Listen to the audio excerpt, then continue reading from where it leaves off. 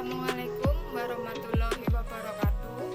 Perkenalkan, nama saya Dela Bani Ruliana dengan nomor induk mahasiswa 20110404026 dari kelas 2A PBSI Universitas Muhammadiyah Purwokerto.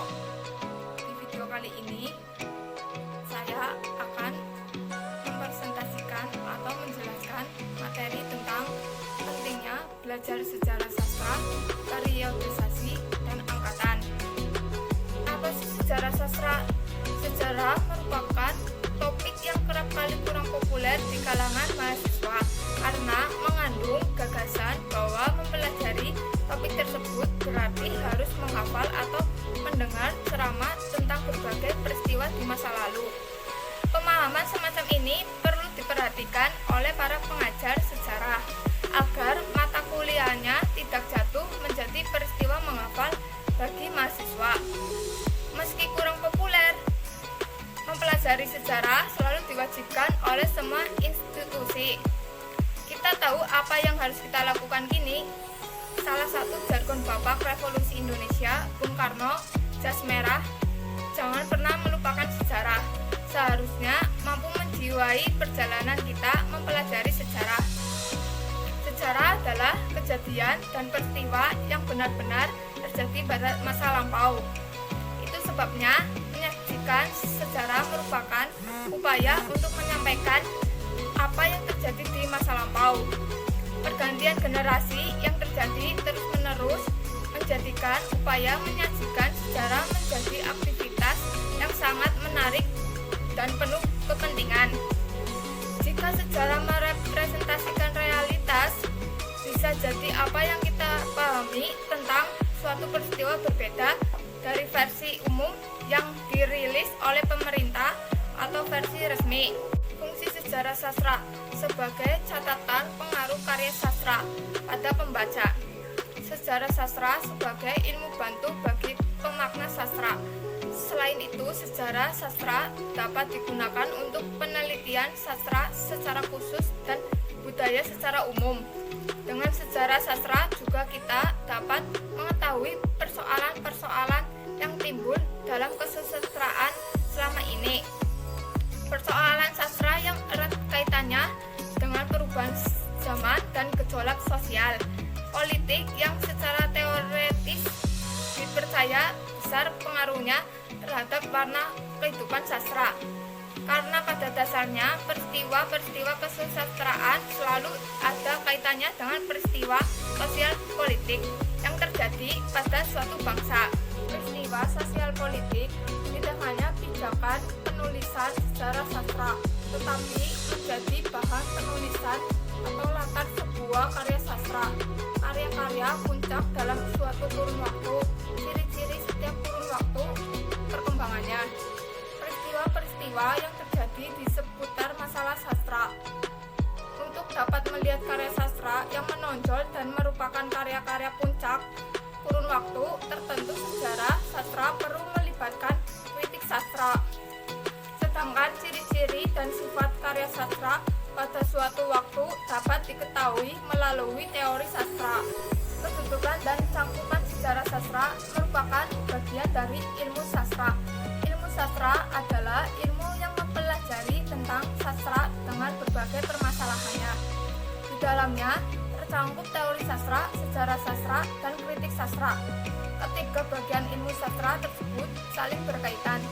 Teori sastra tidak dapat dilepaskan dari sejarah sastra dan kritik sastra, demikian pula sebaliknya. Sejarah sastra adalah ilmu yang memperlibatkan perkembangan karya sastra dari waktu ke waktu.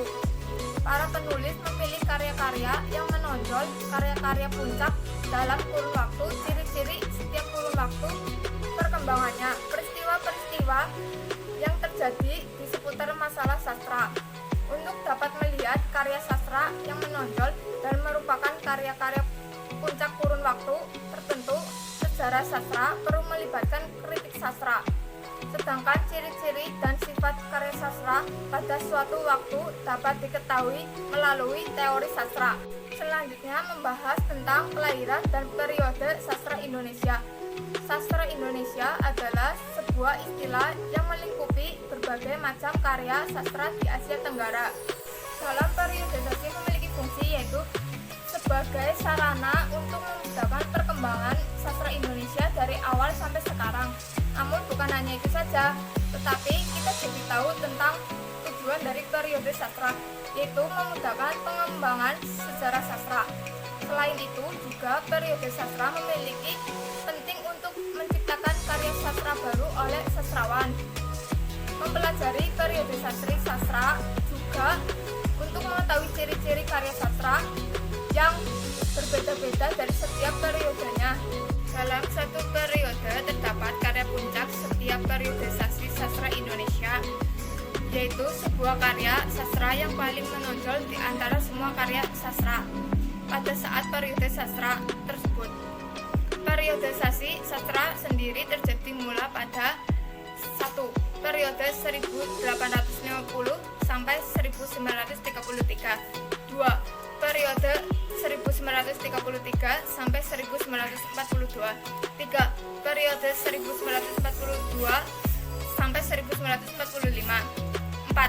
Periode 1945 sampai 1961. 6. Periode 1961 sampai 1971. 7. Periode 1971 sampai 1998. 8. Periode 1998 sampai sekarang. Salah satunya pada saat periode 1850 sampai 1933 terdapat angkatan para sastrawan yang cukup terkenal di kalangan masyarakat, yang mana angkatan itu bernama Balai Pustaka. Angkatan ini berawal dari sebuah lembaga kebudayaan milik pemerintah kolonial Belanda. Kelahirannya menjadi gairah baru bagi para sastrawan yang kemudian membentuk periode sastra tersebut dalam perkembangan sastra Indonesia. Dalam masa ini memiliki tujuan pendiriannya ialah mengembangkan bahasa-bahasa daerah utama di Hindia Belanda, yaitu bahasa Jawa, Sunda, Melayu, dan Madura. Dalam angkatan ini sastrawan yang sebagai pelopor yaitu Nur Sultan Iskandar, sehingga menjadi julukan Raja Angkatan Balai Pustaka, serta ada dugaan pendirinya disengaja untuk mengantisipasi tingginya gejolak perjuangan bangsa Indonesia yang hanya bisa disalurkan lewat karya tulis. Nah, dengan adanya hal ini sehingga karya sastra yang diciptakan pun memiliki karakteristik serta ciri-ciri sebagai berikut. Karya sastra yang banyak ditulis adalah roman yang beralur lurus. Gaya bahasanya mempergunakan perumpamaan, klise, dan peribahasa-peribahasa, tetapi menggunakan bahasa percakapan sehari-hari. Banyak digresi, bercorak romantis, dan sebagian besar sastra angkatan Balai Pustaka mengambil tema masalah kawin paksa, atau menurut masyarakat perkawinan itu urusan orang tua. Pihak orang tua berkuasa sepenuhnya untuk menjodohkan anaknya. Dan pada masa ini juga terdapat karya sastra yang menjadi karya puncak pada masa ini, yaitu novel Siti Nurbaya 1922, karya dari Marah Rusli. Karena pada tahun 1969 menerima hadiah dari pemerintah Republik Indonesia. Selanjutnya ada periode 1933 sampai 1942, yang mana pada periode ini terdapat angkatan yang bernama Angkatan Pujangga Baru. Angkatan ini hadir untuk menggantikan Angkatan Balai Pustaka.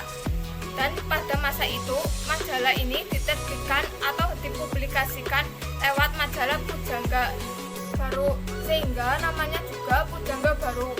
Pada masa ini karya sastra yang banyak muncul yaitu puisi, novel, syair, dan pantun, yang berlatar belakang oleh semangat sastrawan untuk memajukan kesusastraan Indonesia.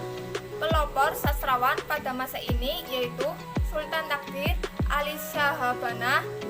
Kemudian angkatan ini juga menumbuhkan kesusastraan baru yang sesuai dengan zamannya. Tidak hanya itu, Angkatan Pujangga Baru juga mempersatukan para sastrawan baru dalam satu wadah. Yang sebelum itu tercerai-berai menulis dalam beberapa majalah. Angkatan ini memiliki karakteristik bercorak politik, nasionalis, dan bertema pendidikan. Sekian dari saya. Apabila ada kesalahan dalam menyampaikan materi, mohon dimaafkan. Wassalamualaikum warahmatullahi wabarakatuh.